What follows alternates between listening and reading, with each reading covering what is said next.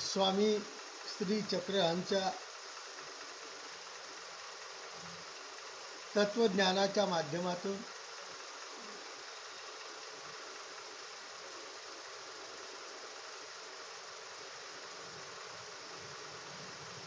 आपण सर्व स्वामींच्या अमृतमय लीळा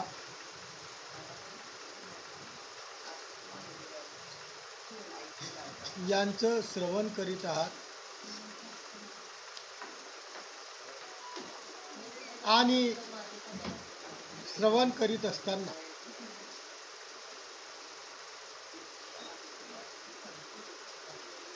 आपल्याला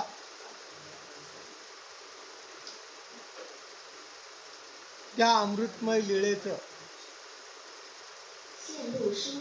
होणारा काय फायदा, या फायद्याच्या माध्यमातून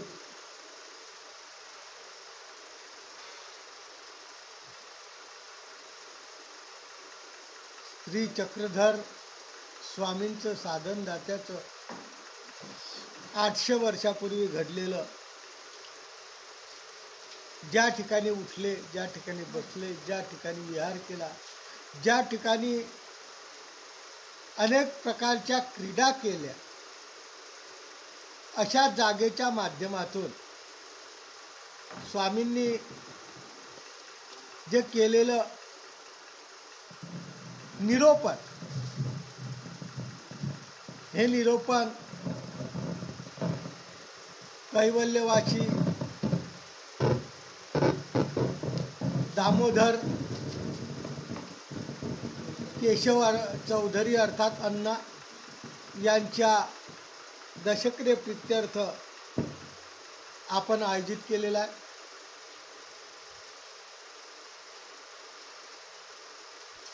त्या आत्म्याला शांती मिळावी, त्यासोबत आपलंही दग्ध मन झालेलं अंतःकरण आहे, या अंतःकरणाच्या माध्यमातून आपल्या मनाला आनंदवर्धक योग यावा, या माध्यमातून हे केलेलं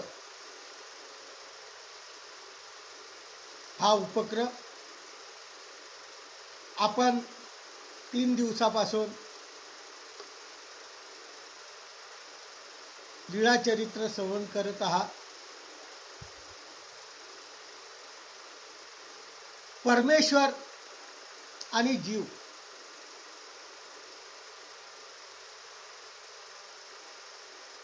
असं वाटत असेल की परमेश्वराचं आणि जीवाचं जवळच संबंध आहे, आपल्याला त्याचा योग जवळच आहे, आपलं आणि त्याचं अंतर काहीच नाही, असं कदाचित वाटत असेल. कारण नित्यदिनीच्या व्यवहारामध्ये वावरत असताना आपल्याला समजतं की परमेश्वराचं सर्वत्र अवस्था, ज्या ज्या ठिकाणी धर्मवार्ता होते त्या त्या ठिकाणी परमेश्वराचं सर्वत्र अवस्थान राहतं. किंवा बऱ्याच माध्यमातून आपण श्रवण केलेलं आहे की परमेश्वर हा सर्वव्यापक आहे. जिथं नाही तिथं परमेश्वराचं स्वरूप व्यापक आहे, असं आपल्याला कळतं. आणि त्या माध्यमातून आपण जर विचार केला की परमेश्वराचं आणि जीवाचं अंतर खूप थोडंसं आहे, जास्त नाही, म्हणून स्वामींनी हे एक लीळा आपल्यासमोर उद्धृत केलेली आहे. दायंबाची लीळा आहे. एकदा स्वामींचा मुक्काम पैठण या गावाला होता. भोग नारायणाचं मंदिर होतं आणि त्या मंदिरातून स्वामी दररोज विहरणासाठी म्हणजे फिरण्यासाठी एका दुसऱ्या मंदिरापर्यंत जात होते. दायंबा जात आहेत, तिकून स्वामी त्याला दिसत आहेत. स्वामींची आणि दायंबाची भेट झाली.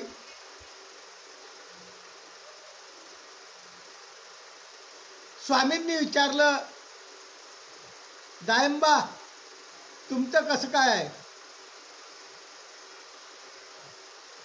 परंतु अभागीजी, कधी दर्शनाच्या कोणाच्या प्रोत्साहन न केलेला जीव, आडवा आलेला जीव,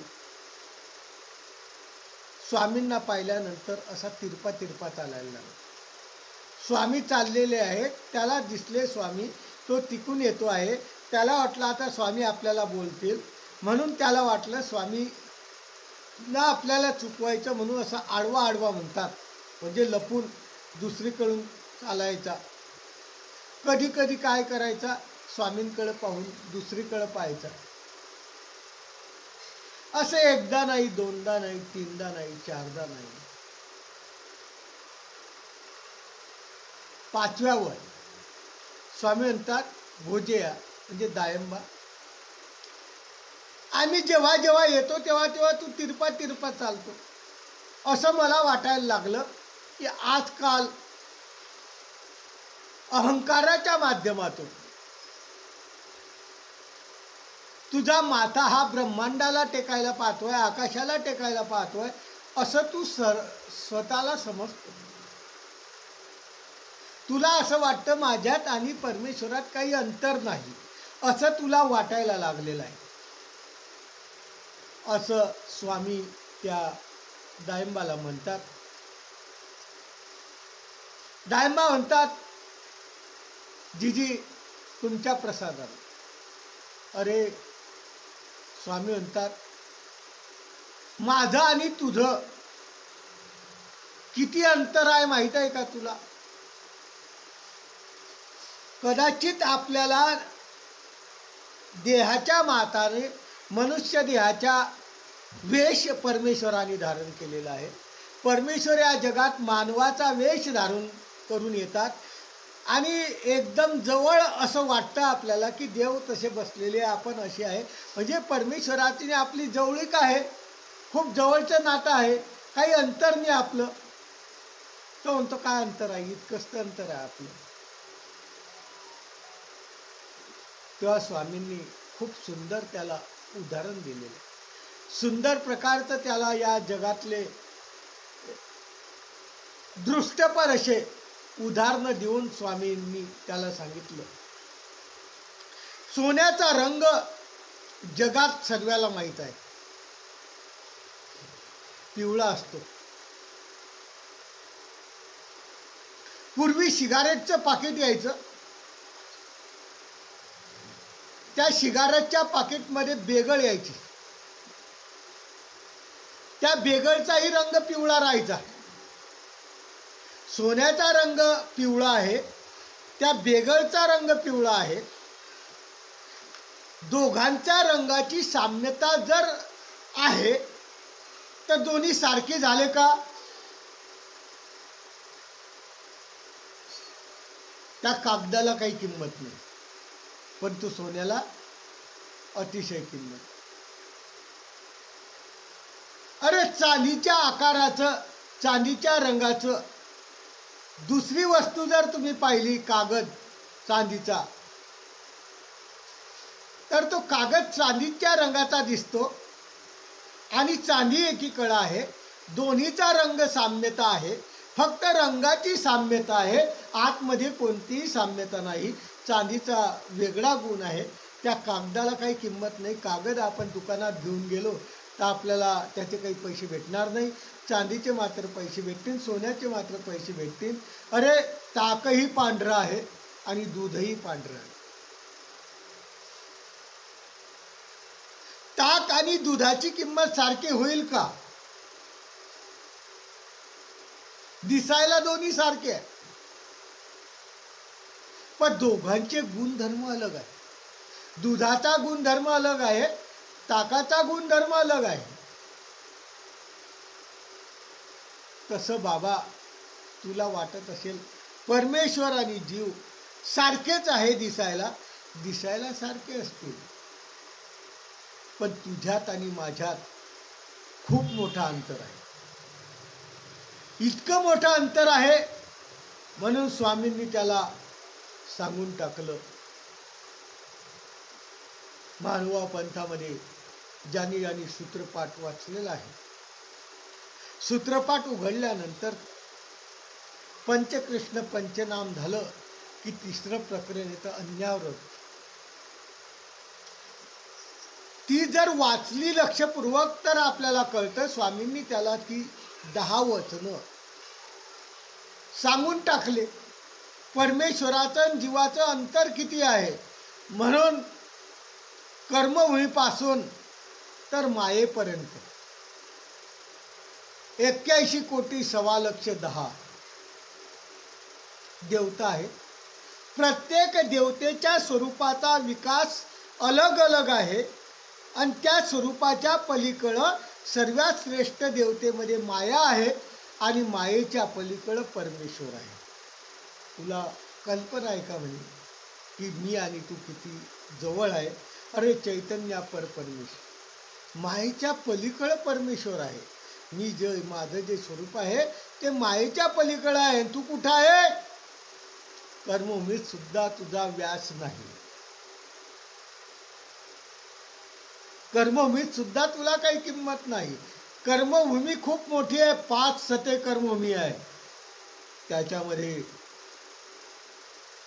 भारत देश आहे, त्याच्यामध्ये अनेक राज्य आहे, त्या राज्यामध्ये महाराष्ट्र राज्य आहे, त्याच्यामध्ये अनेक जिल्हे आहे, त्याच्यामध्ये जळगाव जिल्हा आहे, त्या जळगाव जिल्ह्यामध्ये अनेक प्रकारचे तालुके आहे, त्या तालुक्यामध्ये यावल तालुका आहे, यावल तालुक्यामध्ये अनेक प्रकारचे गावं आहेत, त्याच्यामध्ये एक सांगवी आहे, सांगवीमध्ये बी अनेक प्रकारचे घरं आहे, त्या घरामध्ये एका बोळीमध्ये तुझं घर आहे.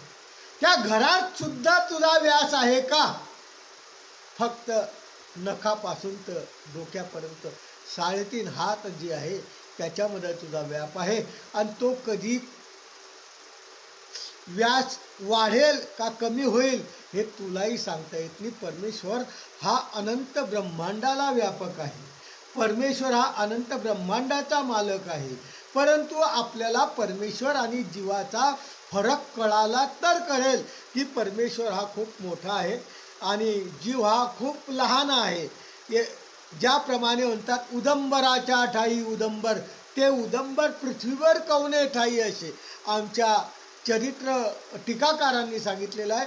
उदंबराचं झाड आहे, पण पृथ्वीवर कोण्या ठिकाणी उदंबर आहे त्या झाडाच्या गावाचं उदंबर शोधावं लागेल. ते उदंबराचं झाड आहे, त्याला कितीतरी हजारोनी उदंबरं लागलेली आहे, त्याच्यामध्ये तो एक उदंबर आहे. म्हणजे जीवाचा व्यापक हा अतिशय छोटासा आहे. जीवाला व्याप हा खूप परमेश्वरापेक्षा लहान आहे. परमेश्वराचं आणि जीवाचं अंतर खूप मोठं आहे. कशानेही कोणत्याही परिणामाने मोजल्या जात नाही. जे आपले दृष्टपर परिणाम असो का अदृष्टपर परिणाम असो, ते कोणतेच मैल कोस वगैरे काही लागत नाही. इतक्या लांब असलेलं परमेश्वराचं स्वरूप ते तुझ्याजवळ भाग्यवान आहे म्हणून तुला दिसतं आहे. मात्र तुझं आणि माझं अंतर खूप आहे. त्यामुळे हे दायंबा, तू जे समजतो, तुला जो अहंकार आहे, तुझ्यामध्ये जे अशा प्रकारची दुर्गुणता आलेली आहे, ही दुर्गुणता मनातून काढून टाक. कारण परमेश्वर हा मायेच्या पलीकडे आहे. यावर स्वामी चक्रांनी खूप निरूपण केलं आणि निरूपण केल्यानंतर स्वामींनी सांगितलं एक लेंकुरवाडी मातेचा दृष्टांत. लेंकुरवाडी मातेचा दृष्टांत सांगताना स्वामींनी सांगितलं की एक मातेला एक मुलगा असतो. मुलगा जन्माला आलेला असतो. मुलाला भूक लागत नाही, दूध पित नाही, बऱ्याच प्रकारचं प्रयत्न करते, पण त्याला मांद्य पडले. असे मांद्य म्हणजे भूक न लागणे, अशा प्रकारचा बिमारी. त्याला होत असते. माता खूप प्रकारे त्याला अनेक प्रकारचे उपाय करते आणि उपाय करून त्याच्यावर प्रयत्न करते की हा आज तरी थोडं पिईल, उद्या तरी थोडं दूध पिईल, कारण हा दूध पिल्याशिवाय जगूच शकणार नाही, कारण आता मांडे फिटल्याशिवाय हा दूध पिणार नाही. ती माता त्याला खूप प्रयत्न करते आणि एकदा काय करते, हिरडा आणि बेहाडा, पूर्वीच्या काळामध्ये हिरडा आणि बेहाडा होता, तो उघडते आणि उघडून त्याला पाजते. आणि पाजल्यानंतर काय होतं की त्याचं जे मांद्य आहे त्याला जे भूक लागत नव्हती ते त्याच्यापासून मिटली, त्याला ते औषध भेटलं. आणि औषध भेटल्यानंतर काय झालं की त्याची भूक निघून गेली, भूक लागायला लागली. जे मांद्य पडलं होतं, भूक लागत नव्हती ती लागायला लागली आणि तो मग त्याला स्तनपान द्यायला लागली. तशा प्रकारचं परमेश्वर जीवाला, आपल्याला मांद्य पडलेलं आहे, मांद्य पडलेला म्हणजे आपल्याला अध्यात्माची भूकच लागत नाही. आपल्याला मांद्य काय आहे, अध्यात्म जे आहे, कशाने काय होतं, कशाने काय होतं याची भूक लागतच नाही. परमेश्वर खूप प्रयत्न करतात. परमेश्वर एक मातेप्रमाणे, परमेश्वर मातेप्रमाणे जीवाची काळजी घेतात. म्हणून एकदा नाही, दोनदा नाही, तीनदा नाही, चारदा नाही, त्याला निरोपण करतच असतात. परंतु त्याचं मांद्य जे आहे, जे भूकाची बिमारी आहे ते काही जात नाही. तेव्हा जसं हिरडा बेहाडा दे, माता त्या मुलाला हिरडा बेहाडा देते आणि त्याला जे मांद्य पडलं असतं ते निघून जातं, स्तनपान देते. त्याप्रमाणे परमेश्वर या चरित्राच्या माध्यमातून, या अमृतमय लीळेच्या माध्यमातून असे एक औषध त्याच्या अंतःकरणात देतात. औषध काय आहे? लीळा आहे, अमृतमय लीळा आहेत. या लीळा त्याला परत परत निरूपण करायला करतात.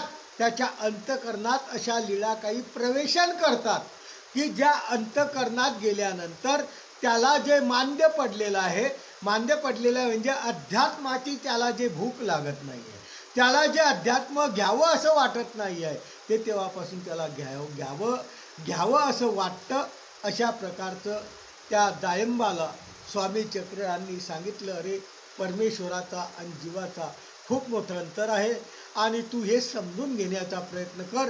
तुला मांद्य पडलाय, तुला कळत नाही, त्या अध्यात्माच्या मांद्य पडल्यामुळं तुला चांगलं काही कळत नाही आहे. म्हणून अशा लीळा दायंबाच्या निमित्त करून आपल्याला सांगत राहतात, आपल्याला देत राहतात आणि देत राहून अशा प्रकारचं ते अंतःकरणात आपल्या त्या लीळेचं श्रवण केल्यानंतर त्याचं मांद्य काय होतं, निघून जातं आणि तो जीवसुद्धा परमेश्वराप्रमाणे एक जसा परमेश्वर हा आनंदाचा दाता आहे तसा आनंदाचा घेता म्हणजे परमेश्वराचा आनंद घेणारा असा हा जीव त्या ठिकाणी पात्र होतो आणि अध्यात्म त्याला अंतःकरणात येतं आणि अध्यात्माच्या माध्यमातून त्याला असं वाटतं की या प्रपंचामध्ये, या सृष्टीमध्ये काय आहे, नवीन काय आहे. आपण या जगात वावरतो आहे, पण जगात वावरत असताना नवीन नवीन काय आहे हे तेव्हा त्याला कळायला लागतं. जेव्हा अशा अमृतमय लीळेचं श्रवण होतं तेव्हा आपल्याला ते तहान आपली भागल्या जाते आणि आपल्याला परमेश्वर आणि जीव कुठं आहे, आपण किती अंतरावर आहे, परमेश्वर कसा श्रेष्ठ आहे, आपण कसे कनिष्ठ आहे, आपलं कर्मानी बांधल्या गेलेलं आहे आणि परमेश्वरा नमाम कर्मानी लिंपंती, परमेश्वराला कोणतेही कर्म कधीच लागू शकत नाही असा परमेश्वर आहे असं त्याला कळतं. आणि कळाल्यानंतर त्या दायंबाला त्या चरित्राच्या माध्यमातून बोध झाला. त्या चरित्र एकदा ऐकलं दायंबाने, जो आडवा जात होता, जो स्वामींशी प्रत्येक वेळेस स्वामी दिसले की सा तिरपा निघून जात होता, शेवटी स्वामींनी त्याला हे लीळेचं हिरडा बेहाडा त्याच्या अंतःकरणात पाजला आणि पाजल्यानंतर तोच दायंबा, त्याला त्या हिरड्या बेहाड्याचा गुण आला आणि त्याला त्या लीळेच्या माध्यमातून त्या दायंबाला बोध झाला. बोध झाला म्हणजे त्याला कळायला लागले की आपण आतापर्यंत करत होतो, आतापर्यंत आपण जे करत होतो ते खूप चुकीचं करत होतो. आपण अज्ञानतेमध्ये वावरत होतो आणि अज्ञानतेमध्ये वावरत असताना आपल्याला कोणत्या काळाची, कोणत्या याची गरज आपल्याला पाहिजे ती भेटली नाही. त्याच्यामुळं ती अज्ञानता आपल्याला प्रत्येक वेळोवेळी चांगल्या क्रियेला आडाली आणि परमेश्वराने या लीळेच्या माध्यमातून ती अज्ञानता आपली दूर करून टाकली आणि आपल्याला बोध बोध म्हणजे चांगला मार्ग, सद्मार्ग आपल्याला परमेश्वराच्या माध्यमातून मिळाला आणि यालाच बोध म्हणतात. आणि तो दायंबा तेव्हापासून स्वामींच्या लीळेचं, स्वामींच्या ज्ञानाचं, स्वामींच्या मार्गाचं, स्वामींच्या भक्तीचं, स्वामींच्या वैराग्याचं सर्व तो काय करायला लागलं, ज्ञानाचं जे काही होईल, जितकं होईल, देवाने सांगितलं की सर्वच होईल असं नाही, जितकं होईल तितकं तो आपल्या अधिकारानं रूप आपल्या अधिकारात बसेल तशा प्रकारचं परमेश्वराची भक्ती करायला लागला, परमेश्वराचा धर्म आचरायला लागला, परमेश्वराचं ज्ञान जसं पाहिजे ज्याला त्या हेतूने प्राप्त करायला लागला आणि आपलं जीवन त्यांनी त्या चरित्राच्या माध्यमातून या दायंबाशी सारखिया पाटण्या निरोपल्या. अरे बाबा, जीव आणि देवता, जीव अलीकडं आहे, त्याच्यानंतर देवता आहे, त्या देवता सर्व 81,10,10,00,000 देवता ओलांडून परमेश्वर आहे आणि त्या परमेश्वरापर्यंत आपल्याला जायचं आहे. पण तो परमेश्वर दयाळू, मयाळू, कनवाळू, कृपाळू असल्यामुळं या मनुष्य वेश धारण करतो, मानव वेश धारण करतो आणि या भूतलावर येतो आणि भूतलावर येऊन आपल्याला जवळीक देतो. जवळीक देतो फक्त ज्ञानाची जवळीक देतो, आनंदाची नाही, दुःखाची नाही, आपल्याला फक्त आनंदाची नाही तर ज्ञानाची जवळीक देतो आणि जवळीक देऊन संपूर्णपणे या संसारामध्ये आपण ज्या अधचालीला फसलेलो आहे त्याची जाणीव करून देतो. अशी जाणीव दायंबाला करून दिली आणि दायंबाला त्या माध्यमातून बोध. असा हा लीळेचा भावार्थ आहे. ईश्वर आणि जीव हा समजणं अत्यंत गरजेचं आहे. म्हणून आजच्या या दोन लीळा आपल्यात आणि परमेश्वरात काय फरक आहे हे आपल्याला कळालं पाहिजे. आणि अज्ञानता असल्यामुळे आपल्याला कळतच नाही. आणि हे समजण्यासाठी ही दुसरी लीळा घेतोय मी. दुसरी लीळा अशी आहे, भट्टा ईश्वर प्रतीती करणे. भट्ट म्हणजे मानवा पंथाचा प्रथम आचार्य, ज्याच्यापासून हे सर्व चालत आलं. स्वामी गेल्यानंतर स्वामींनी सांगितलं की आजपासून या पंथाचं कार्य तुला चालवायचं आहे आणि तुला चालवायचं आहे असं सांगितल्यानंतर स्वामींनी त्याला मेन अधिकरण केलं, मुख्य केलं, मानवा पंथाचं मुख्य केलं. तो नागदेव पहिला कसा होता, त्याला परमेश्वराने जीव कळाला कसा होता आणि कळाल्यानंतर त्याला काय स्वामींनी आदर्श दिला हे आपल्याला या लीळेच्या माध्यमातून समजून घेणं गरजेचं आहे.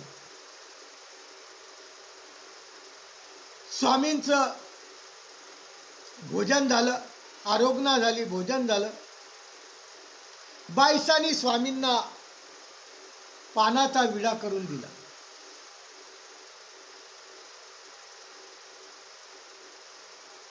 नेमकं काय झालेलं होतं, भट्टोबास रुद्धपूरला गेलेले होते आणि त्याला कोणतीही माहिती नाही. अज्ञान असलेला नागदेव, सध्या अज्ञान असलेला हा नागदेव रुद्धपूरला गेला होता. स्वामींच्या जवळ आला, त्याला थोडी थोडी स्वामींची आवड लागली म्हणून तो स्वामींच्या जवळ आला. आल्यानंतर दुसऱ्या ठिकाणी उतरला होता. स्वामींनी निरोप पाठवला की नागदेव नावाचा एक ब्राह्मण आलेला आहे, त्याला माझ्याजवळ बोलवा. गेले. नागदेव आचार्य स्वामींच्या जवळ आले, बसले. म्हणे तुम्ही रुद्रपूरला गेले होते? म्हणे गेलो होतो. काय पाहिलं तिथं तुम्ही? गेले होते तिथं आणि त्याला काही जाणीव नाही. पण मग काय पाहिलं? म्हणून त्यांनी जसं पाहिलं, जितकं आपल्याला पाहता येईल, जितकं आपल्याला शक्यता आपल्या अंतःकरणातून, तितकं स्वामींना सांगायचं त्यांनी ठरवलं. काय सांगितलं त्यांनी? की तिथं गोविंद प्रभू बाबा आहे आणि हे गोविंद प्रभू बाबा राहुळ रुद्रपूरला वास करतात. त्या ठिकाणी त्या सकाळपासून तर संध्याकाळपर्यंत ते काय करत होते हे मी पाहिलं. त्याला आपल्या भाषेत लीळा म्हणतात. त्या लीळा सांगा बरं एखादी. तुम्ही तिथं गेले, श्री प्रभू बाबाचं काही पाहिलं, सांगा इथं. सांगितले त्यांनी. 2-4 लीळा स्वामींचे सांगितले. 5 पिंपळाची झाडं होते. त्या 5 पिंपळाच्या झाडाजवळ गोविंद प्रभू जायचे आणि त्या 5ही पिंपळाच्या झाडाला संबंध द्यायचे, खेळायचे, वेळे करायचे, चालायचे. चालताना कसे चालायचे? खूप विचित्र चालणं होतं. आकाशाची वास पाहिजे, सरळ चालायचे. आपण सरळ चालत असताना माणसाला धडका मारतो. आपण सरळ चालत असताना माणसांना टक्कर मारतो. आणि आमचे गोविंद प्रभू बाबा आकाशाची वास पाहायचे आणि रस्त्याने चालायचे, पण धडक कोणाला लागली नाही.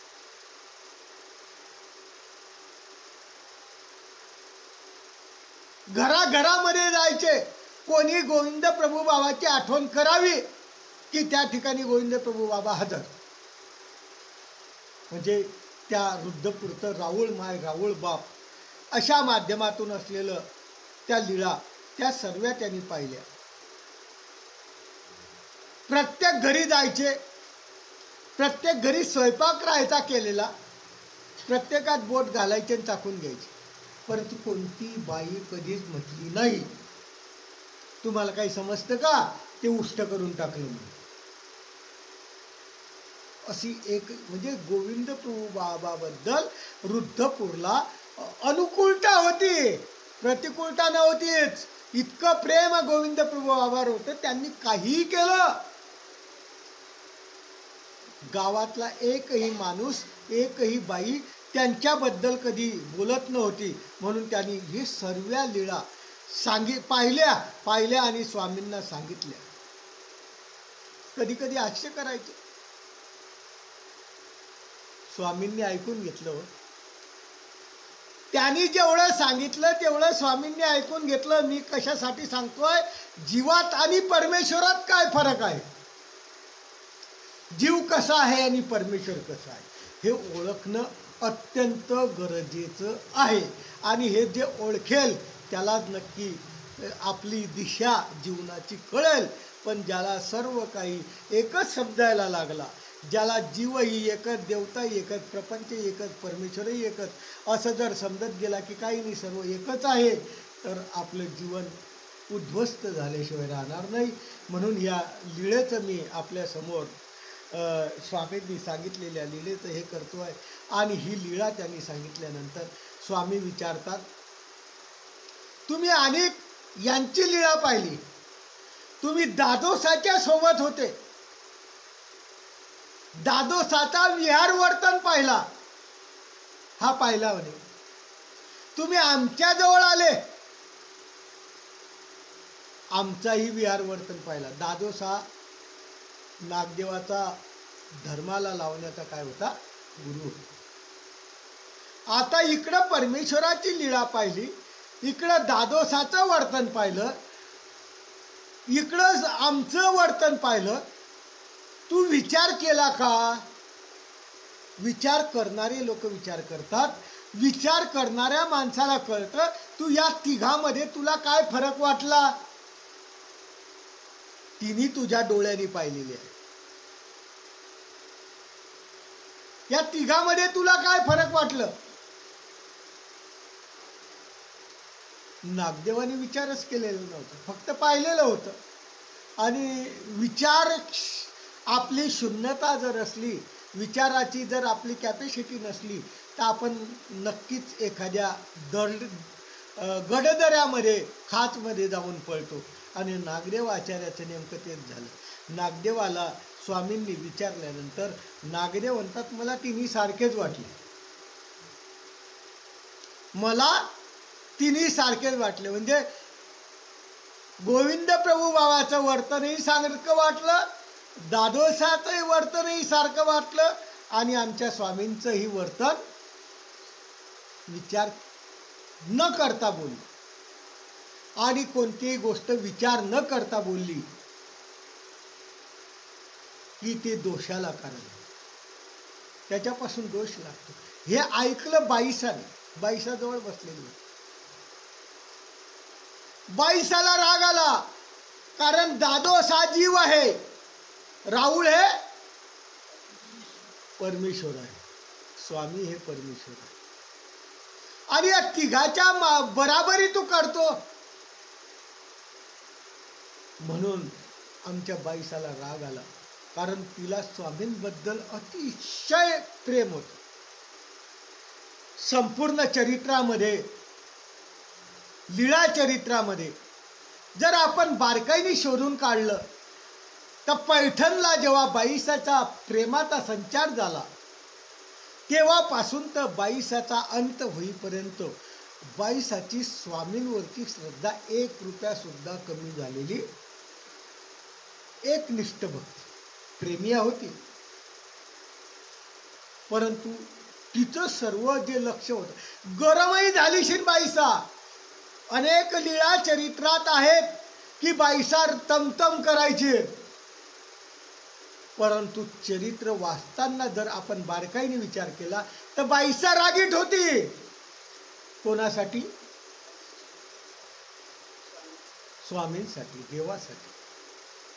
स्वामींना जर काही धक्काही लागला तर बाईसा मात्र सहन करत नाही. स्वामींना कोणी काही बोललं, बाईसा सहन करत नाही. सांगायचं तात्पर्य, इतकं प्रेम असलेली ती बाईसा. आणि हा असा बोलून गेला, विचार न करता बोलला.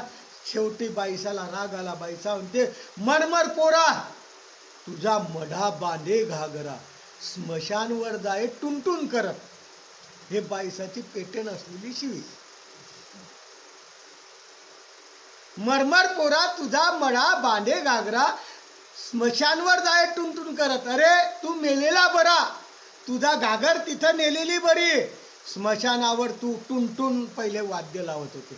स्मशानामध्ये कोणी मेलं का की असे टुनटुन टुनटुन वाद्य लावून त्या प्रेताला नेत होते. त्या लायकीच आहे तू. बाबाची, राहुळाची आणि दादोसाची बराबरी करतो तू. स्वामी म्हणतात, बाई थांबा, थांबा, तुम्ही बोलू नका. हा अज्ञान आहे. तुम्ही अज्ञानपणी काय केलं?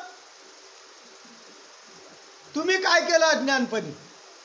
सर्वाला माहीत आहे की बाईसांनी सुद्धा त्यांच्या अज्ञानपणी स्वामी आल्यानंतर काय बसायला टाकलं? पाय पुसणं बसायला टाकलं. म्हणजे तुम्ही जरी तेच केलं ना, पण तुम्हाला जाणीव नव्हती, तशी यांना पण जाणीव नाही आहे. बाईसा गप्प बसतो. मग स्वामी म्हणतात, अरे नागदेवा, अनेक विचार कर, त्या तिन्ही लीळा अनेक तुझ्या दृष्टीच्या समोर ठेव. राहुळाचं वर्तन कसं होतं, रामदेवाचं वर्तन कसं होतं, आणि स्वामींच्या लीळा कशा होत्या, याचं तू अनेक एकदा बारीक निरीक्षण कर.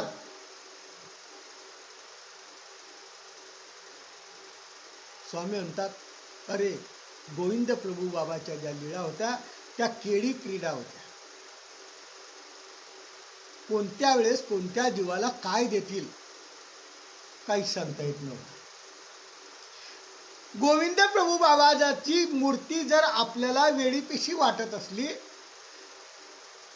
तर आपण समजू की आपल्यासारखा वेळा कोणीच नाही. ते वेडे नव्हते, ती मूर्ती वेडी नव्हती, दिसायला फक्त असं रूप असेल. हातात अळी घ्यावी आणि चुरगळून टाकावी. तुम्ही मारा बरं अळी आणि जाय म्हणा ब्रह्मा होय बरं. ताकद नाही.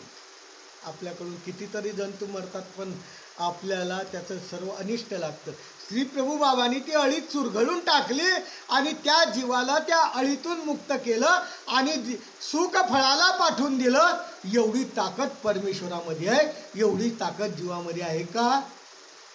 आपली बिमारी आपण दूर करू शकत नाही, आपल्याला असलेली व्याधी आपण दूर करू शकत नाही, आपली लायकीच नाही. डॉक्टरपर्यंत जरी गेलो तर डॉक्टर बी त्यांचा प्रयत्न करतात म्हणून दूर होईलच हेही सांगता येत नाही. कारण करता धरता सर्व कोण आहे? परमेश्वर आहे. म्हणून तू ते पाहिलं. अरे दादोस तुला माहीत आहे? बायसानी म्हटलं, अरे हा दादोस जो आहे ना, यांनी स्वामींना रडून आचार्य मागितलं, मला आचार्य करा. रडून मागितलं. तो जीव आहे, त्यांनी कधी कोणाचा फायदा केला?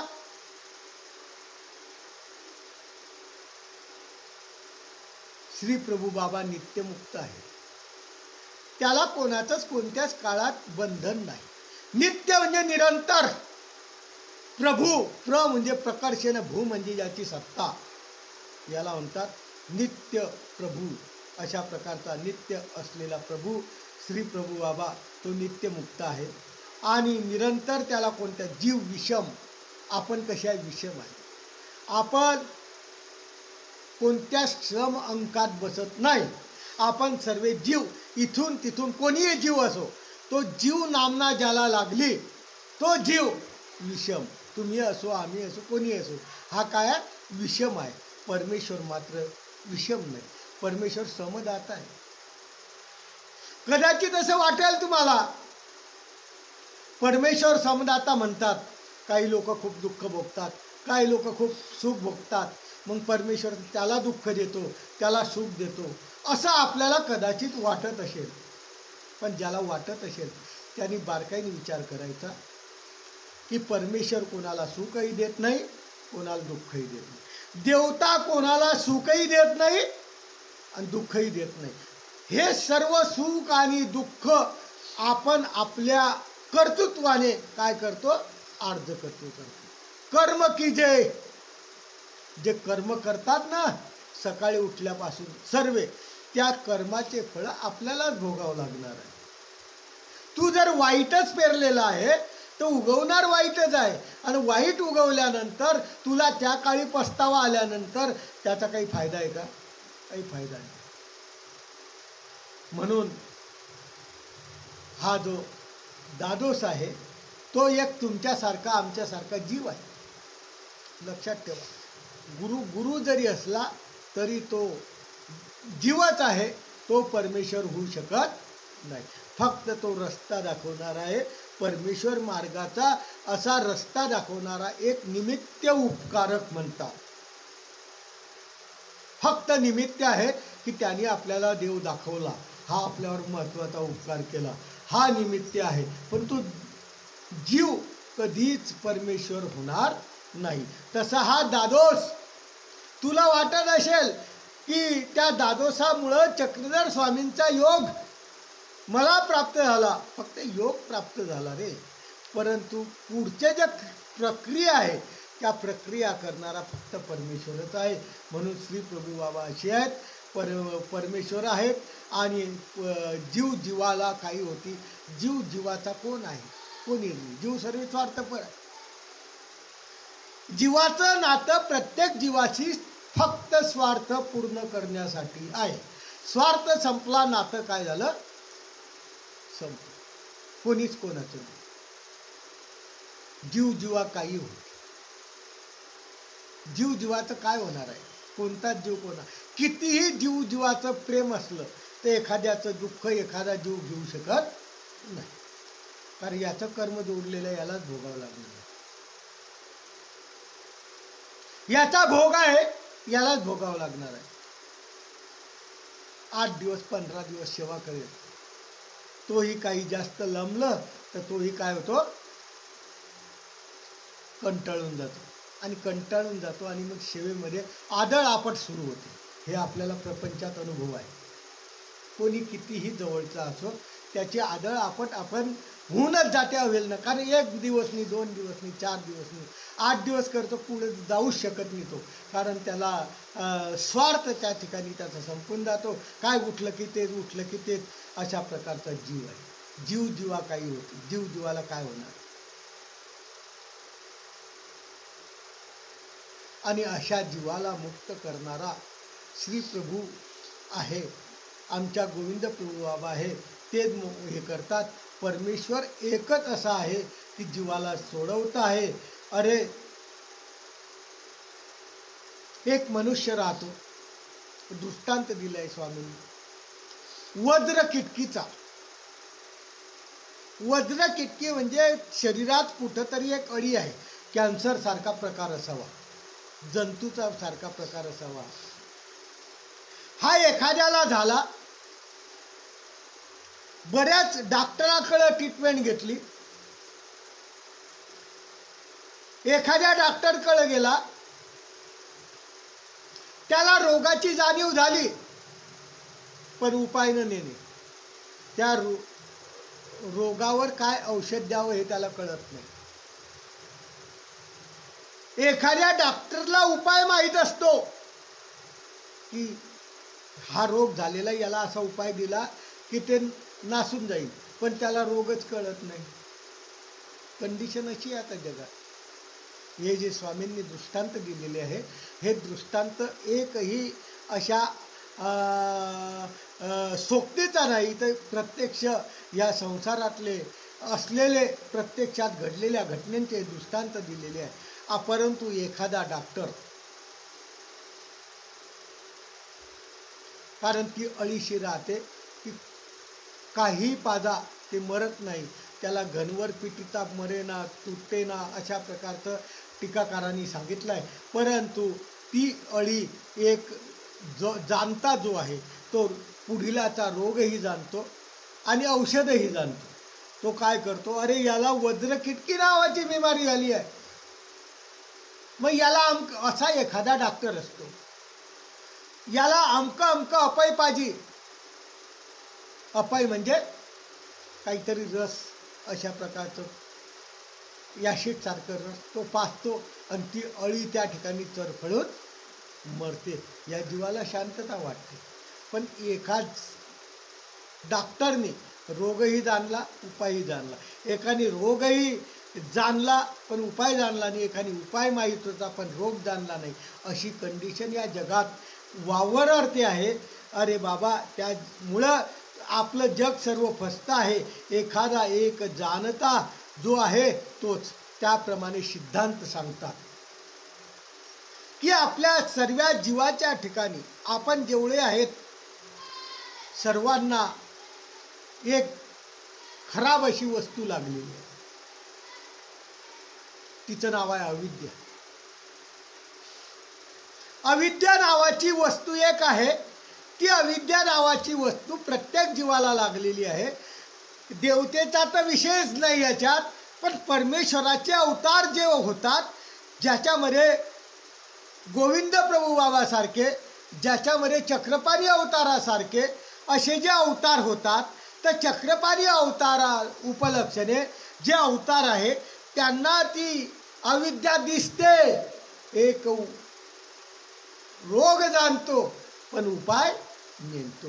चक्रपाणी अवतार उपलक्षणे त्या जीवाची अविद्या पाहतात, त्याचा दोष पाहतात, त्याचा रोग पाहतात, परंतु त्यांना उपायाची माहिती, उपाय त्यांच्याकडून होऊ शकत नाही, कारण त्यांना उपायाचं ज्ञानच नाही. रोग कळाला पण रोग नाचावा हा उपाय त्यांच्या बजेटमध्ये. दुसरा डॉक्टर उपलक्षणे गोविंद प्रभू बाबा उपलक्षणे, ते अविद्या नासू शकतात. अविद्या नासावेशी त्यांच्याकडे ताकद आहे, पण पुढीलाच्या ठिकाणी काय रोग आहे हा रोगच त्यांना कळत नाही. म्हणजे अविद्या नावाची वस्तू त्यांना दिसते. यांना दिसली पण नाचू शकले नाही, यांना नाचता येते पण दिसली नाही. पण एखादा एक जाणता, नागदेवाचार्याला निरोपण करता येईल. एखादा एक जाणता म्हणजे स्वामी चक्रधरासारखा जाणता. रोगही जाणे आणि उपायही जाणे. अरे या जगात अविद्या नावाची एक वस्तू आहे आणि तिला नासू शकणारा फक्त उभय दृश्य अवतार म्हणजे स्वामी चक्रधर उपलक्षणे आहेत असं निरोपण त्याला केलं आणि त्याच्या डोक्यात प्रकाश पडला. आतापर्यंत त्याने विचार केला नव्हता. म्हणून बाबांनो, आपण प्रत्येक गोष्ट ऐकताना चरित्र असो काय असो उपाय विचार करायला पाहिजे की या माध्यमातून ज्या लीळा आहेत त्या लीळा स्वामींनी सांगायचा हेतू काय असेल. आणि तेव्हा नागदेवानी आपल्या डोक्यात विचार केला की आपण गोविंद प्रभू बाबाची लीळा पाहिली, आपण दादोसाच्या जवळ राहिलो, आपण स्वामी चक्रांच्या लीळा पाहिल्या, परंतु याच्यामध्ये काय फरक वाटतो. तेव्हा जेव्हा स्वामींनी निरोपण केलं दादोसाला, आपल्या नागदेवाला, तेव्हा त्याला कळालं. आणि स्वामी म्हणतात आता खूप वेळ झाला आहे, रात्र झाली आहे, आता तू काय कर, शेजारच्या जवळ त्यांचा मुक्काम होता, दादोस तुझी वाट पाहत असेल, तिथं जाय.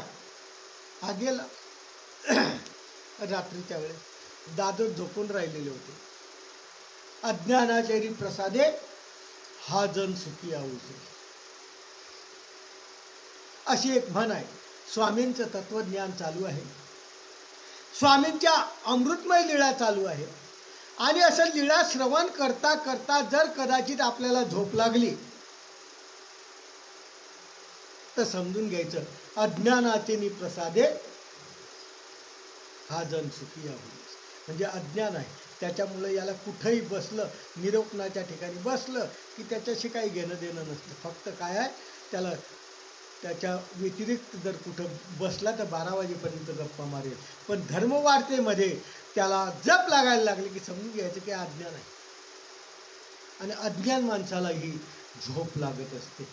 म्हणून नागदेवाला निरोपण केलं चांगलं. नागदेव आचार्यांनी निरोप ऐकलं. तिथं गेले, दादोस झोपलेले होते.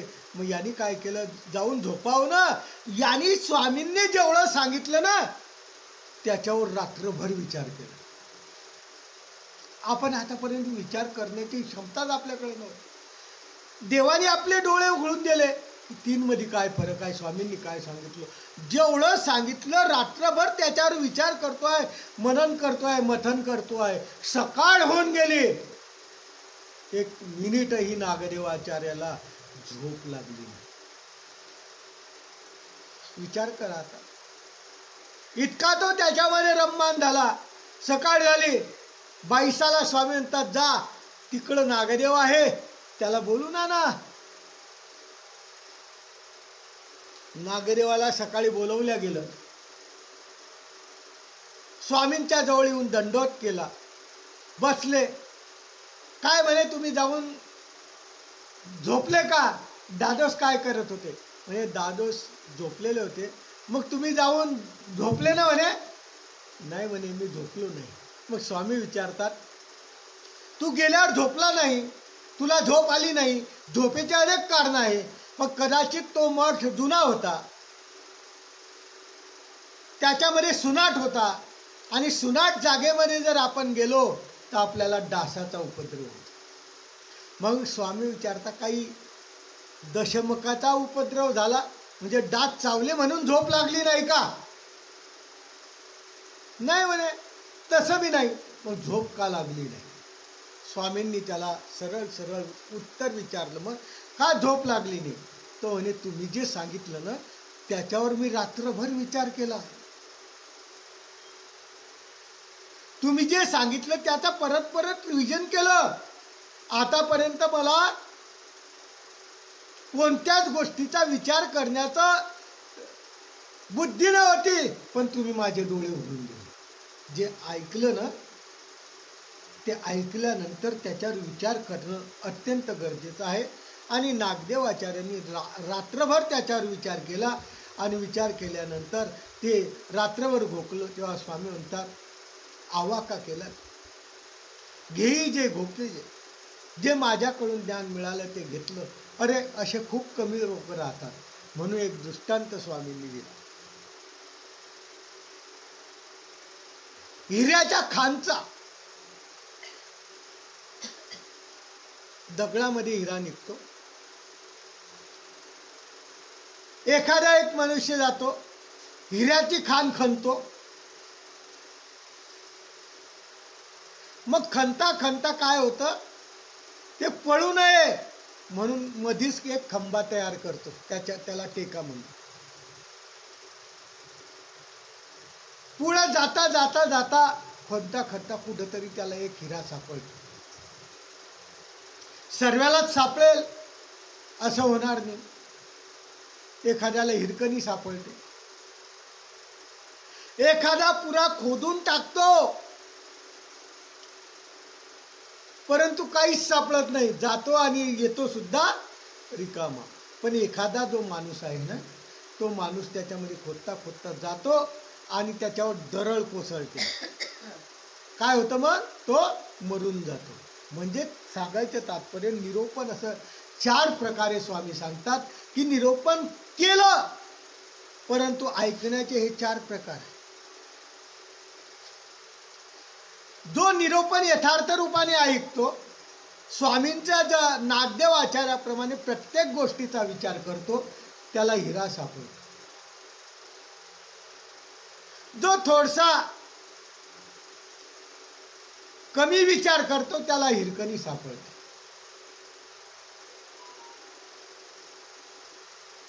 एखादा पूर्णपणे 1 घंटाभर स्वामींच्या अमृतमय लीळा श्रवण करतो, परंतु श्रवण केल्यानंतर उठल्यानंतर सर्व पाठी रिकामी, म्हणजे न सुद्धा रिगे निगे, म्हणजे न सुद्धा त्याच्यात बसला आणि बाहेर निघाला. हा 3रा. आणि 4थ्यावर दरड पडे.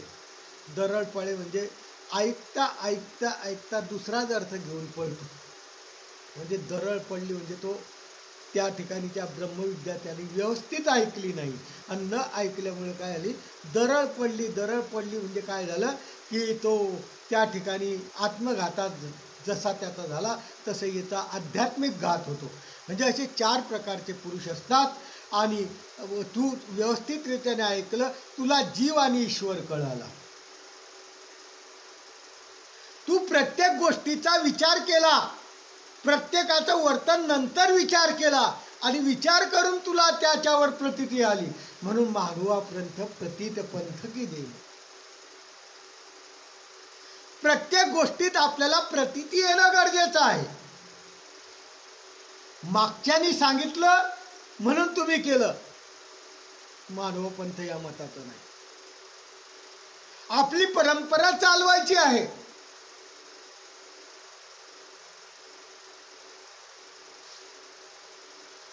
म्हणून आपण केलं, यालाही काही महत्त्व नाही. प्रतीती पाहिजे. कारण परंपरा म्हणा का काय, बाकीच्यांनी केलं का, घरच्यांनी आग्रह केला, तुम्ही उपदेश घेऊनच टाकतो आता, काय करावं, म्हणून घेऊन टाकला, पण त्या गोष्टीवर कोणताच विचार केला नाही, तर दरड पडण्याचा संभव आहे.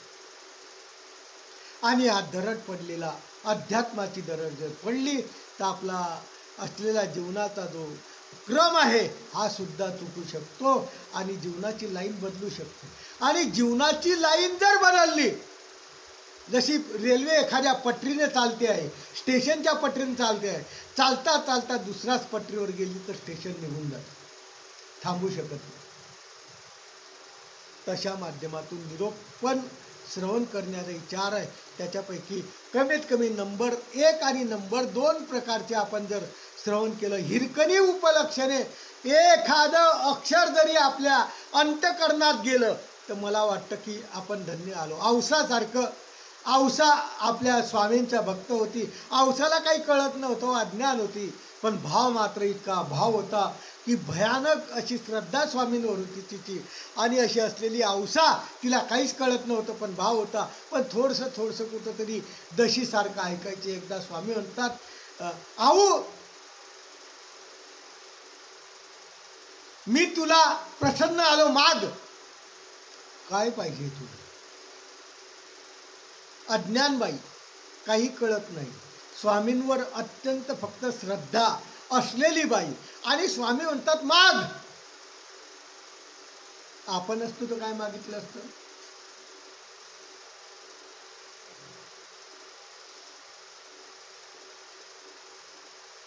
प्रपंचाशिवाय दुसरं काहीच मागितलं नसतं.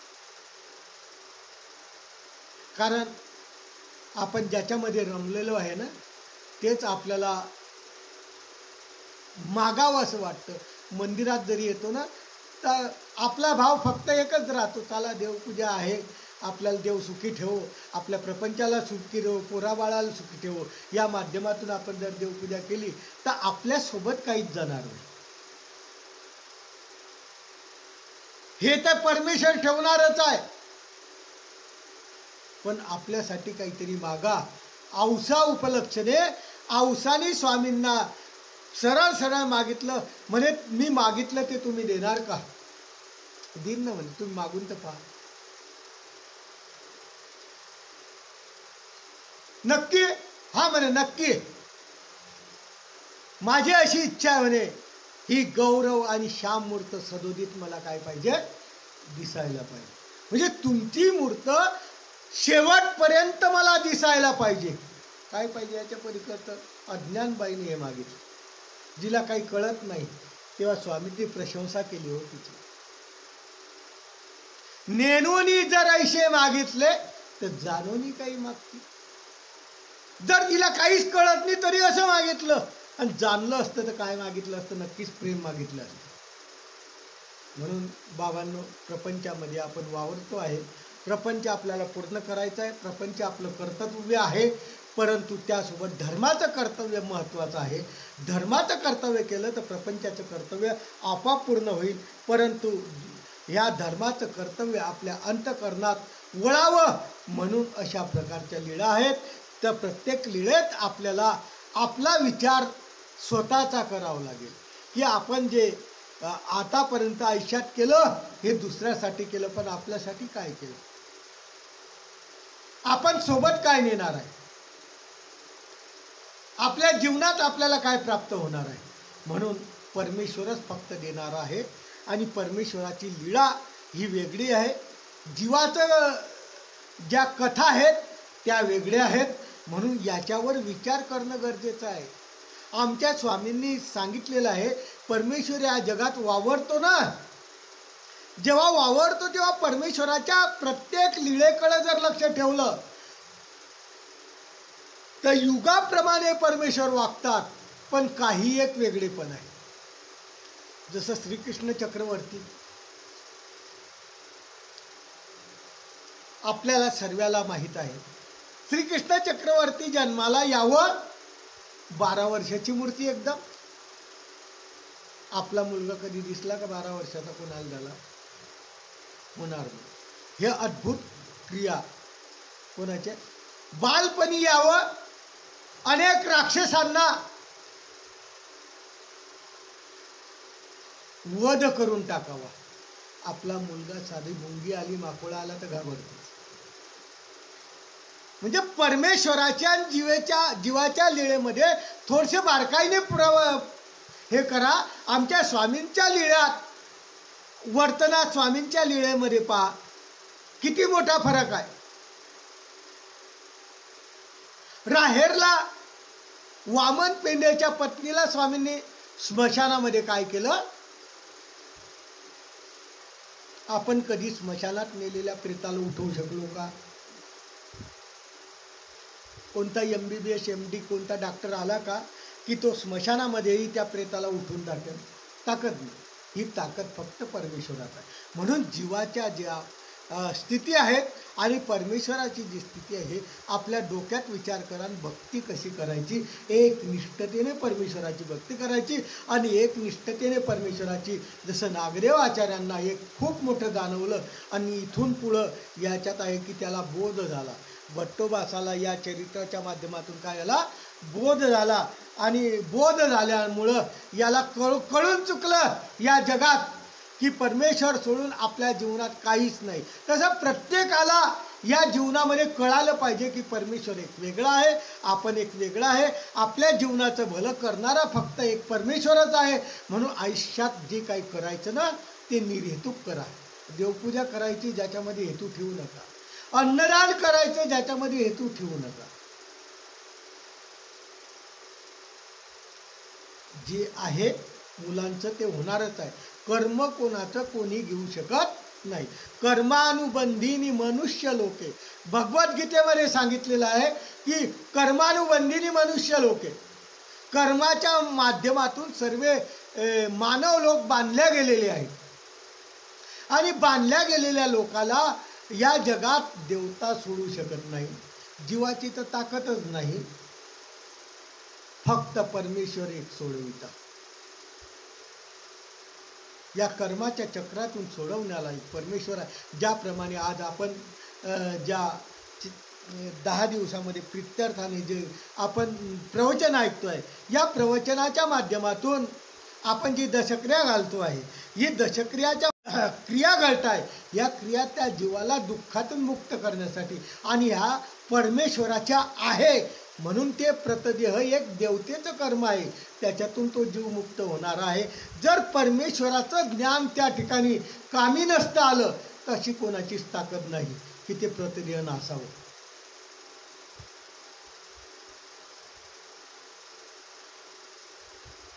त्या आत्म्याला शांती मिळावी म्हणून अशा प्रकारचं सदुपदेश आपल्यालाही कानावर जावा, त्याचंही बरं व्हावं. म्हणजे दुधात साखर पडल्याप्रमाणे हा विधी प्रवचनाचा आपण घेत असतो, त्याचंही बरं व्हावं.